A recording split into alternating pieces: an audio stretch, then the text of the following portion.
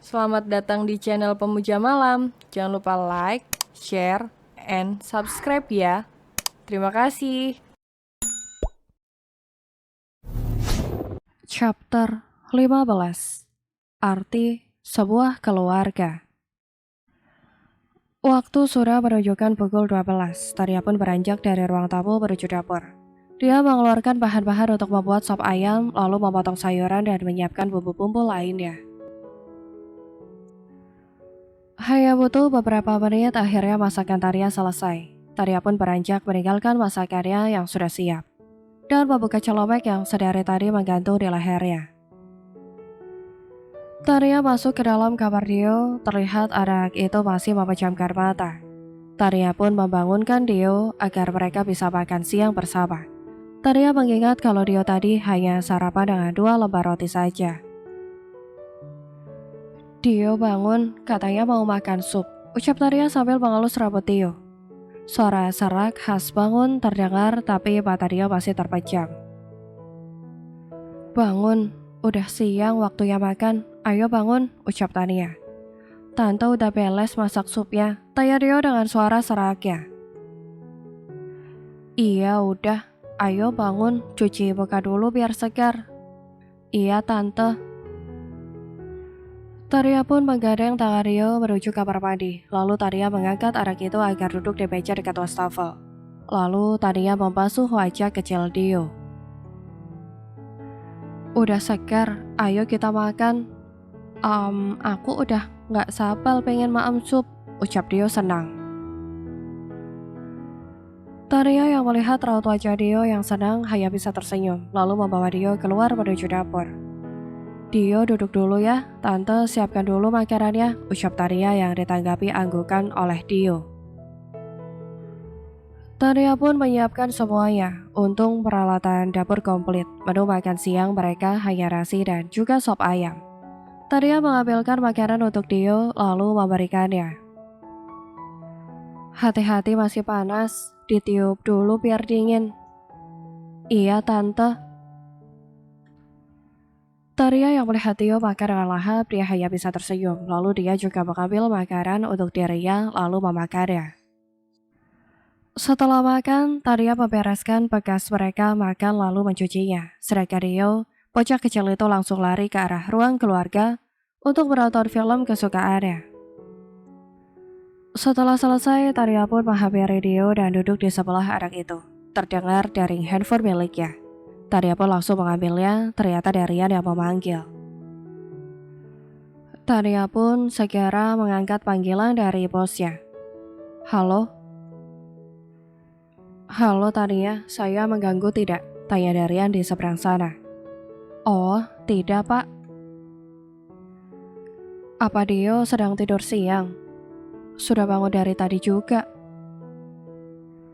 Saya mau bicara sama Dio. Apa boleh handphonenya kasih ke Dio? Oh, baik pak, sebentar. Taria melirik ke arah Dio yang masih anteng menonton. Dio, ini papi mau bicara, ucap Tania. Iya tante. Taria pun memberikan handphonenya ke Dio. Anak itu pun mengambil dan menaruh handphone Tania di dekat telinganya. Halo papi. Halo anak papi, udah tidur siang? Tanya Darian. Sudah papi. Sudah makan belum? Kalau belum, papi pesankan makanan buat Dio sama tante Tania.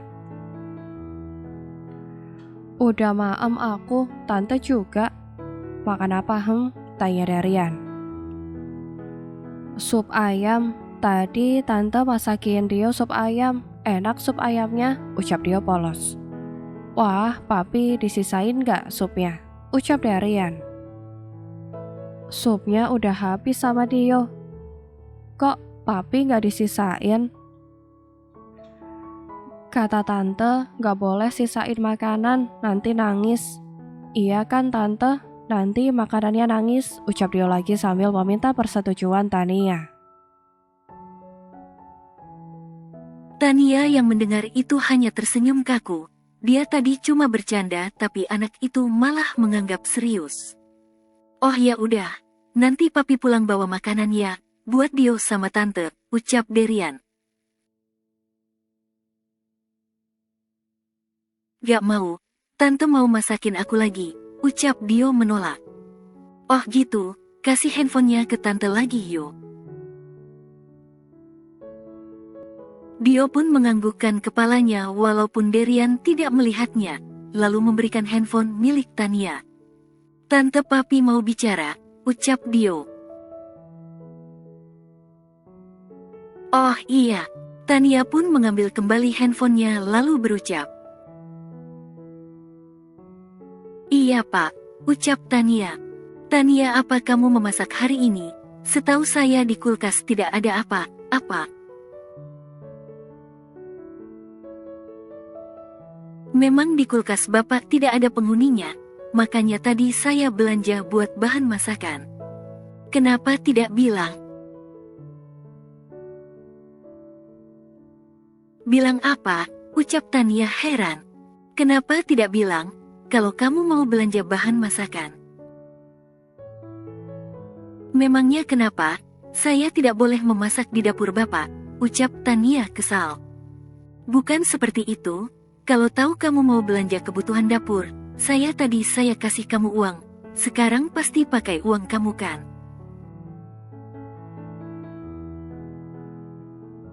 Memangnya kenapa sih Pak? Toh belanjaannya juga gak banyak, saya juga mampu kok bayar. Bukan begitu, saya jadi gak enak sama kamu. Saya sudah minta tolong jagain anak saya. Santai aja sih Pak. Tinggal ganti, ucap Tania bercanda. Sebelum Derian menjawab, suara di seberang sana sangat sibuk terdengarnya. Derian bisa mendengar kalau anaknya ingin buang air besar, dan Tania sepertinya mengantar anaknya pergi ke kamar mandi.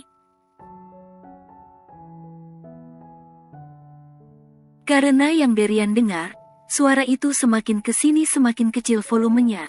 Dan Derian bisa menembak kalau Tania lupa untuk mematikan panggilannya. Di seberang sana Derian hanya tersenyum tipis. Jadi seperti ini arti sebuah keluarga, yang dimana ibu mengurus anak di rumah. Sedangkan ayah mencari nafkah di luar untuk mereka makan. Apa Derian bisa mewujudkan sebuah keluarga seperti itu? Derian sengaja tidak memutuskan panggilannya, agar dia bisa mendengar apa saja yang kedua orang itu lakukan. Setidaknya anaknya berada di tangan yang tepat. Derian mengingat pertama kali dia bertemu dengan Tania, di mana dia dengan wajah panik menuduh Tania sebagai penculik anaknya, dan membawa gadis itu ke kantor polisi. Sepertinya kenangan itu tidak akan Derian maupun Tania lupakan. Kejadian konyol yang membuat Tania kesal setengah mati dan membuat Derian menyesal.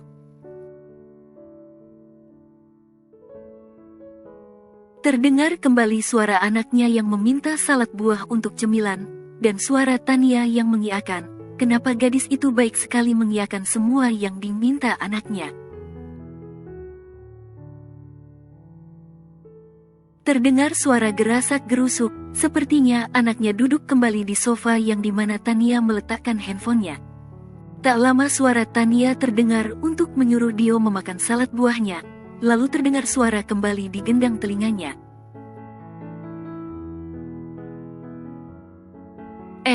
Ya ampun, maaf ya Pak, saya lupa matiin panggilannya pasti mengganggu, ucap Tania tidak enak. Tidak apa saya lagi makan siang juga? Tania hanya meringis geli. Derian lagi makan, sedangkan tadi Dio minta diantar untuk buang air besar. Apa Derian tidak merasa jijik ya, meskipun itu anaknya sendiri? Ya sudah kalau begitu saya tutup ya, Pak selamat makan siang, ucap Tania. Iya makasih. Panggilan pun berakhir, Tania hanya menghela nafas panjang. Kenapa dia bisa dekat dengan bosnya itu? Apa ini takdir atau hanya sekedar buat kenangan? Entahlah, Tania juga tidak tahu. Hari sudah menjelang sore, Tania sedang sibuk mengurus Dio. Anak itu baru saja selesai mandi. Tania pun segera memakaikan baju tidur. Mau makan malam apa Dio? Ucap Tania sambil menyisir rambut Dio, dan memberi sentuhan terakhir yaitu memberi bedak bayi untuk bocah kecil itu.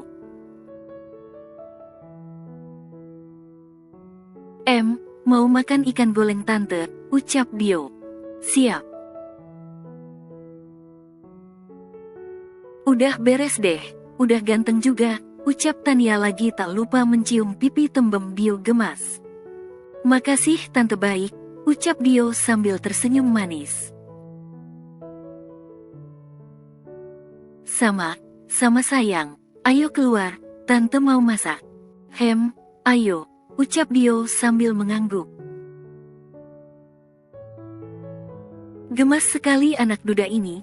Tania jadi penasaran gimana wajah ibu dari anak kecil ini. Apakah cantik, atau biasa saja? Tapi dilihat dari sisi manapun Dio lebih condong ke Derian.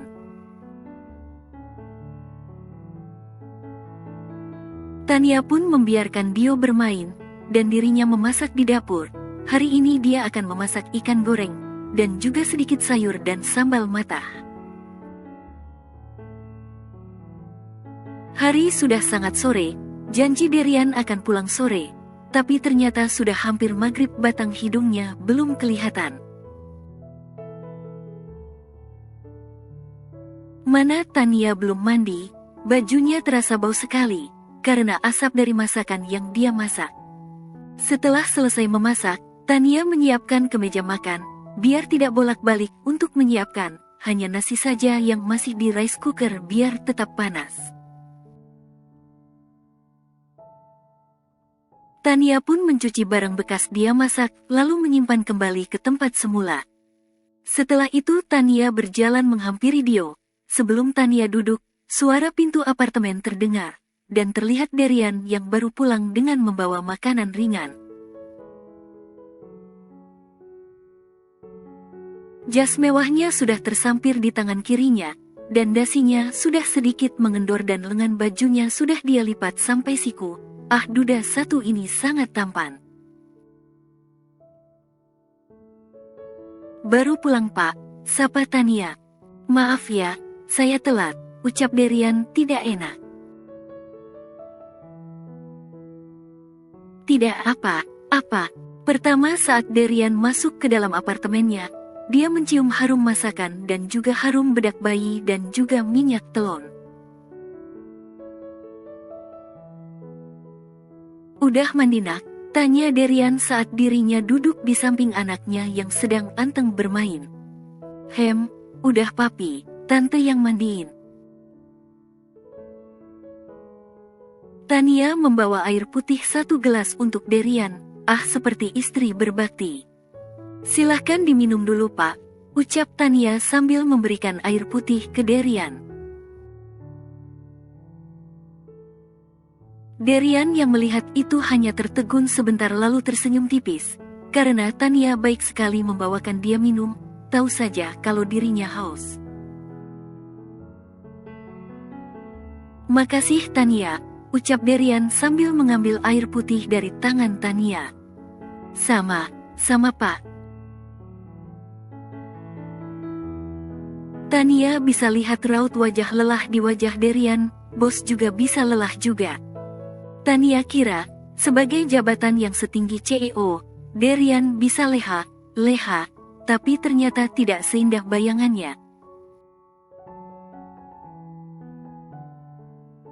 Pemimpin lebih banyak lagi pekerjaan, apalagi kalau ada masalah yang menanggung semua itu adalah pemimpin. Saya mau mandi, dulu biar rasa lelah saya sedikit hilang, ucap Derian. Iya pak, papi mandi dulu ya Dio jangan nakal, ucap Derian ke anaknya. Iya papi. Derian pun berjalan ke arah kamarnya lalu masuk ke dalam. Punggung tegap Derian sudah hilang saat pintu kamar itu tertutup. Tania yang melihat itu hanya menghela nafas berat, dia sangat ngantuk sekali. Tania merebahkan badannya di atas sofa sedangkan dia bermain di karpet bulu. Lambat laun mata Tania menutup seiring deru nafas teratur. Tania terlelap dengan sekejap. Dio yang melihat Tania tidur ikutan menidurkan dirinya. Untung saja sofa milik Darian muat untuk orang tiduran. Anak kecil itu sebenarnya ingin merasakan rasanya tidur dengan seorang ibu. Makanya saat bertemu dengan Tania, Dio sangat senang.